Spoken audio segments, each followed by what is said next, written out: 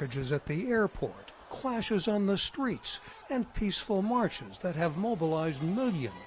Experts say Hong Kong's unrest has multiple causes beyond the now withdrawn extradition bill that sparked the protests. The broader anxiety over Beijing's interference in the governance of Hong Kong that is driving this protest movement.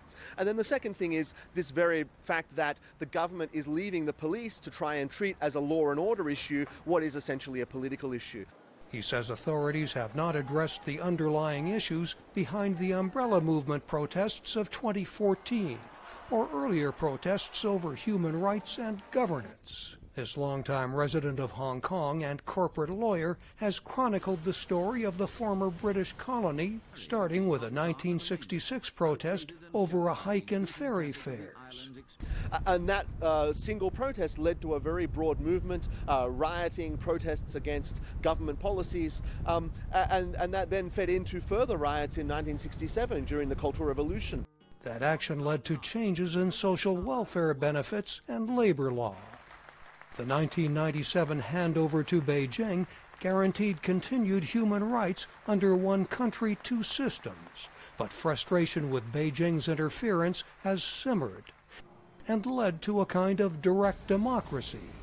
We are not talking about some kind of representative democracy. In fact, we are practicing some kind of what we call the participatory democracy. Everyone is participating, everyone has something to contribute. This year's protests have differed from others in the past in that participants have embraced it as a leaderless movement. Another local analyst says the situation reflects how protesters are a permanent part of Hong Kong's political landscape. Anytime there's a major issue and then we come out to protest. So you can control them perhaps for a few months, perhaps even for a year, but after some rest, if any other major issue arises in the future, they will all of a sudden, like another volcano eruption. Professor Lowe says such ongoing protests are something Beijing, which allows no public dissent in mainland China, may have to come to terms with. Mike O'Sullivan, VOA News, Los Angeles.